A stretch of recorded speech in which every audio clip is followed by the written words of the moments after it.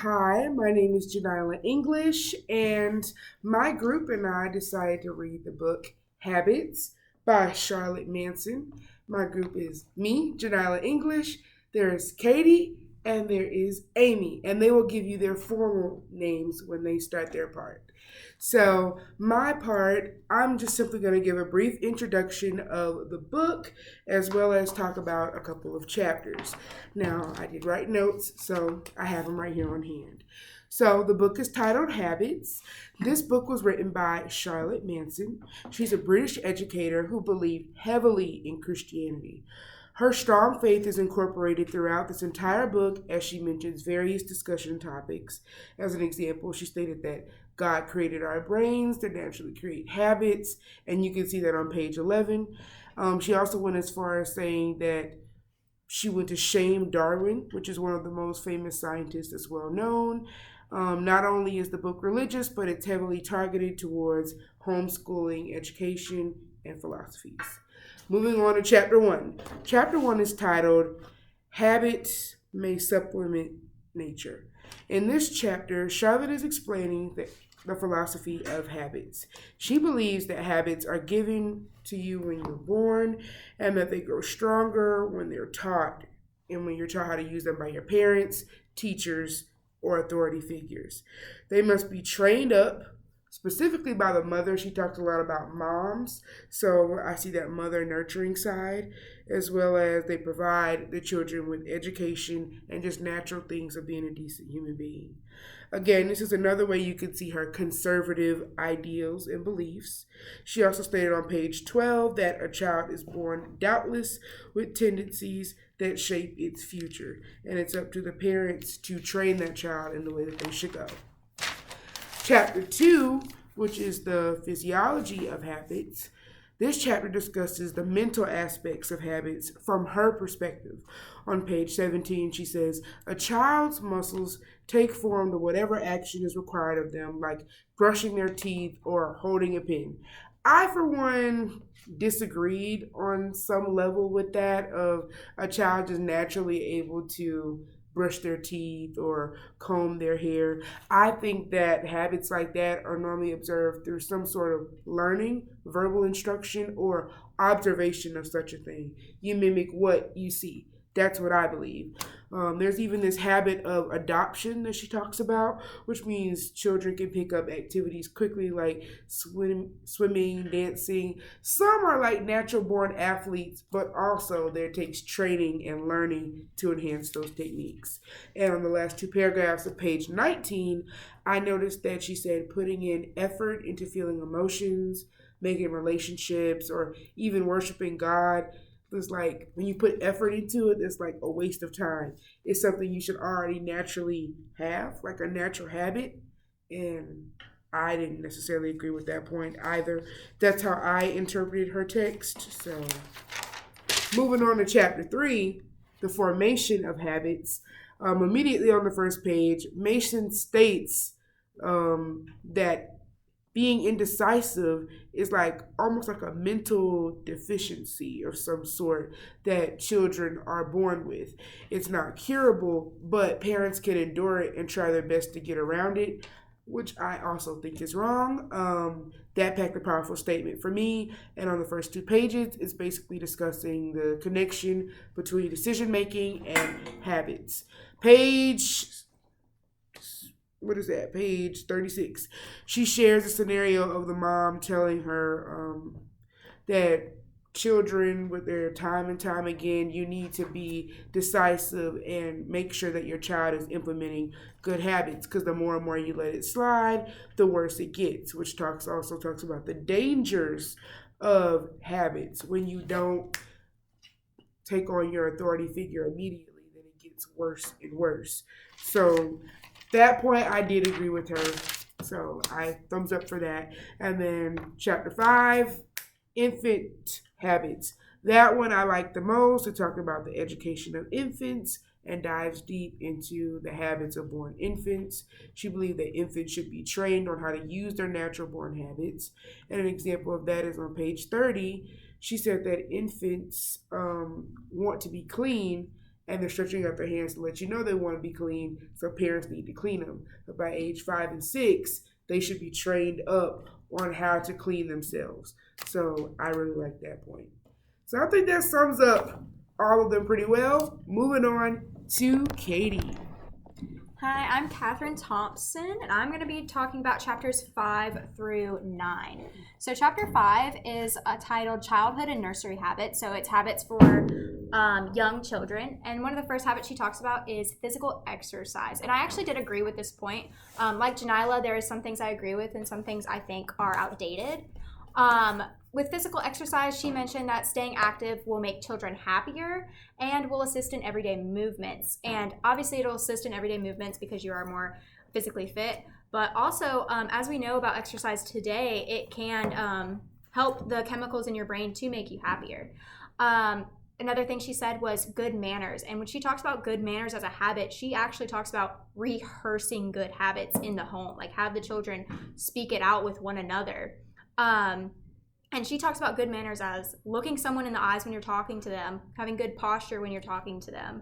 And she says these should be perfected at a young age so that they can bring it into adulthood and be polite adults, which I agree with as well. I think people who were raised with good manners are probably more polite and likable adults. Another habit she talked about is the training of ear and voice. Essentially that means don't let your children use slang, make them fully pronounce words. And she mentioned, which this is a little more serious, she is a very serious person when she talks about all of this, is perfecting multiple languages will make you better at this. But she mentioned you should have your children learn French, which I think is a bit drastic. The next one is music, and she does not mean, I don't agree with this point, she does not mean playing music for fun, not playing an instrument for fun. She means studying it strictly.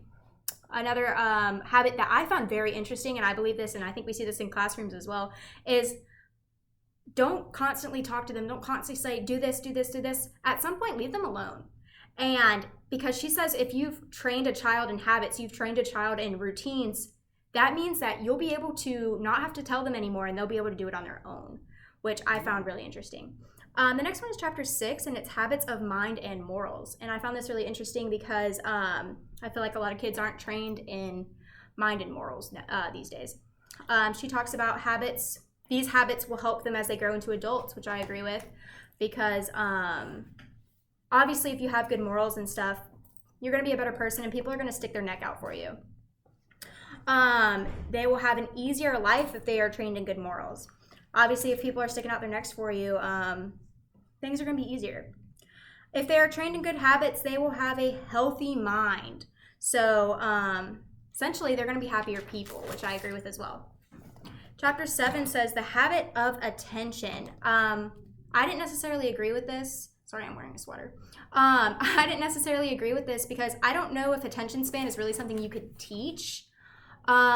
She talks about you can teach kids to have a better attention span, which she says people who pay more attention are smarter and will make better decisions. I do agree that people who pay more attention probably have more attention to detail and then therefore can soak up more information, but I don't necessarily think that is something you can teach, especially with kids who have notoriously small attention spans. She says their ideas will flow more clearly due to understanding. My thing is kind of like, what about the kids that do not care? I think we see those kids a lot nowadays that they're not going to do it, they don't care, they're not going to pay attention. And how do you teach that? I think if there was a way to teach it, we would be teaching it. She says people who do not have good attention, their minds will wander and will have association of unrelated thoughts. And what she means by that is, we see this again a lot with children. You might talk about your uncle and their uncle likes pizza, so now they're going to start talking about pizza because they connect those thoughts, but they don't take in mind like the conversation that they're actually having. And you see that a lot with kids, and I think that's just a common thing with kids. I think that's just something kids are going to do. And something I really didn't agree with is she said you need to train infants in this. And she said you should not let your child play with from toy to toy as babies do. You should force them to play with one toy for periods of time so they can study that toy. I just don't see how that can happen because you can't force an infant to have a long attention span. They're not going to have it. So then chapter 8 is the habit of thinking, which when she talks about the habit of thinking, she does not mean we think of thinking as an involuntary act. We're always thinking something. Something's always in our mind. But she talks about thinking as for academic purposes. And she says thinking for academics is a conscious effort. And I do agree with that. Having to force yourself to try to work out problems is a conscious effort. So she says students should think quickly, which I don't necessarily agree with that part. Yeah. She says teachers should expect quick answers and they should be prepared for quick answers because some kids will get it and hop on it. But we shouldn't necessarily push for quick answers because some kids will just have a longer processing time, and that's fine. And then you also will have naturally gifted children who can give those quick answers. And then lastly is chapter 9. I found chapter 9 very interesting because it's called The Habit of Imagination, or Imagining. I was interested in the fact that she included this because she is a very strict person. I didn't think that this would have been something she would have talked about. But she says not only is imagination important for children, it is important for adults as well. She says this allows children to learn new things because they're curious. They're using their imagination, they're curious, and they want to learn. She gave the example of creating a retelling of a story, which we use that still today. We read a story and then we have kids use their creativity to make a retelling of the ending. So I found that interesting that she included that. And her main overall point for this was that having a habit of imagination in children will make adults that have great ideas and heroic efforts, which I do agree with. So ending that off on a good note, like that chapter. Amy. All right, hello, I'm Amy Glenn. I'm going to be going through chapter 10 to 14. And starting off with chapter 10, that is the habit of remembering. And in this chapter, she focuses a lot on, and in the later chapters, she really abandons more of the early childhood aspect and focuses a lot on education and school and learning. But keep in mind that it's more homeschooling. All of it's like the mother and the boy, just due to the time period this was created. So in the habit of remembering, she talks a lot about how do they remember what's going on in their brains. And something she comments on, which we see today in all grade levels of all schools, is that they cram to pass and not to know. They do pass and they do not know. And that's on page 58. We see that all the time. I think it's more common, especially in history or subjects where you just need to remember dates and times and periods and things. But children in school will memorize, especially the children that often do well in school in early education, in the earlier years, will do well in school because they memorize things, but they do not remember them, which causes them to fall behind in high school and middle school. So she also discusses, there's a section called Made Under What Conditions. This section, we even use these types of things today where she talks about you have to have a child's full attention if you want them to absorb what you're teaching. Not only do you need to have their full attention, you need to imprint what you're saying. So you need to make connections through sound, activities. You can't just talk to them. You have to make an impression on them and have their whole attention while you do it.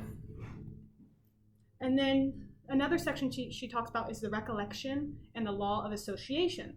And she talks about connections all through this section. We use this today. Everything you teach needs to be connected to the thing you taught the day before, and the day that you taught before that, and everything. And if you can connect it across the subjects, do it. She says, each must be so linked into the last that it is impossible for him to recall one without the other following its train.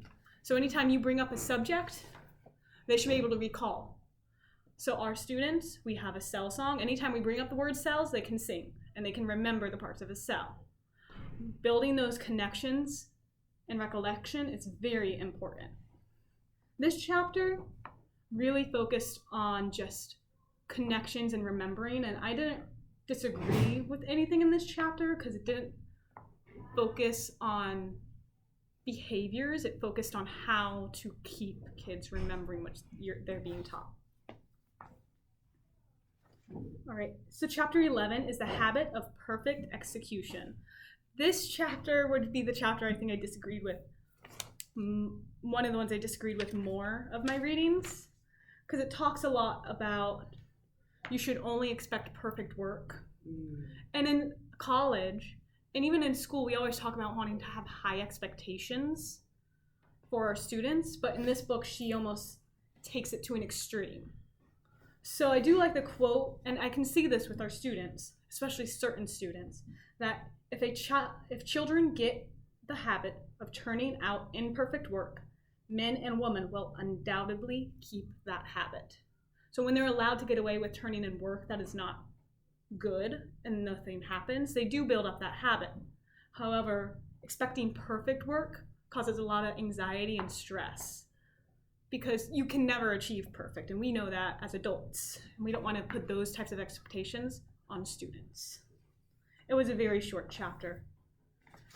So, chapter 12 is the habit of obedience. And in today, I know something that I struggle with sometimes is getting students to listen. And in this chapter, she talks about the habit of obedience. And remember, the time period is you don't say no to anybody who is an adult, especially with how strict she is. So in this chapter, she doesn't really they're like, children cannot really have a voice. You just need to be a yes man to your parent. And she talks about, one part I do agree with, especially with little kids, is she says children must have the desire to obey. If they do not want to listen, they're not going to listen. But I have kids who want to listen. And those kids who want to listen will get it done right away. And so I very much agree with that. And she says, if you want to have obedience in the class or in the home, you have to expect it. You cannot let a child push you. So if you say something, you need to hold to it, not let the child push you into, okay, you can have it, or that's fine. If you say, you have to keep to your word, because that is when you lose hold over that child. In the book, she says, the mother often loses hold over children because they detect in the tone of her voice that she does not expect them to obey her. And I know our children in elementary school can pick up those tones as well. And they know how to use those tones to get out of doing things they may not want to do. And so I agree with certain aspects of this chapter, but she's very strict on the obedience expectations. Children should be allowed to have their own thoughts or opinions, or be like, but because as adults we do make mistakes, or we do not realize maybe they did that, and they're trying to tell us that. So I agree, but not so harshly. Chapter 13 is habits of truth and temper. Now, I've liked this chapter a lot. It talked about how children develop habits of lying and the types of lying. So in this chapter, she says, the vice of lying causes carelessness in ascertaining the truth, carelessness in stating the truth, and deliberate intention to deceive. And we can see that develop with kids who do often lie a lot. So she talks a lot about the 3 causes of lying, which were what I had just listed, and that when you allow it to go on is how it gets worse. So you need to stop the habits or allowing kids to lie early on. She even talks about not even letting kids do little white lies. Nothing. Absolutely. And I agree with little kids, even the little white lies can very much help develop that bad habit. If they see their parents doing the little white lies as well, that can also help develop that habit. And she also said something which made me laugh, is the importance that the mother not let them pass as children chatter, but indeed ever such lapse is damaging to the child's sense of truth. Like just letting them chatter nonsense, which I think is a little strict. You should let them just chatter. And if they're messing around, like if they're playing, it's the difference between lying and conversation, and if they're lying in a game, like if they're playing hide and seek or something, or a game, just game with other children. I feel like I definitely like what she says about lying and how it is a habit that is developed. However, children should be allowed to an extent to develop and play, and it shouldn't be so harsh. And then she talks about not temper but tendency, and this really focuses on those kids that have outbursts, like emotional outbursts. And she says that they don't start as habits. They happen, and it's a tendency to happen. It's not a temper. But when you let it continue and you let those outbursts continue and they get away with it and they develop it and it turns into a habit and it turns into an issue later on in life because they lack control. She says but that they were permitted to grow up in those dispositions. So those dispositions affect those children. All right. So chapter 14 is her list of habits. So at the end of her book, she listed 3 pages of habits, both positive and negative habits that children develop. Some of them include unselfishness, making way for elders, courage, and some of them I find to be very silly. So one of them that made me laugh was calisthenics.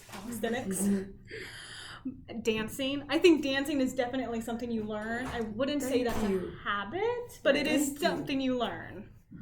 So a zeal for work. She has some very fun habits in the back, but I wouldn't say they're all habits. All right. Like, how's brushing your teeth? All right. That is the end of this book. I would have to say this was a very good read. As a future teacher, I don't know if it was most suited for us. I think this is definitely more of a book suited towards parents and mothers, because it's definitely towards boys, like having kids that are boys, because this book does not talk about girls. It talks about mothers and sons. So it is a good book, but it is not suited for us, and there are definitely some outdated thoughts and habits in here.